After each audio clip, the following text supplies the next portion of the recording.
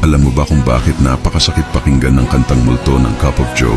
Dahil tinutukoy nito ang isang pag-ibig na nawala pero hindi tuluyang nawawala sa puso't isipan. Parang multo, nakaraan na pero ramdam mo pa rin. Laging bumabalik para ipaalala ang sakit. Sa bawat linya ng kanta, mararamdaman mo ang bigat ng pagkawala, ang hinanakit ng hindi natuloy na pagmamahalan, at ang alaala ng taong iniwan ka pero hindi mo pa rin kayang bitawan. Ang multo ay hindi lang basta kwento ng pagkasawi sa pag-ibig. Isa itong salamin ng realidad na minsan, kahit anong pilit nating kalimutan, may mga alaala talagang nananatili. At iyon ang pinakamabigat dahil kahit gusto mo nang makamove on, may multo ng nakaraan na paulit-ulit bumabalik. Kaya't sa bawat tugtog ng multo, para kang kinakausap ng iyong sariling damdamin.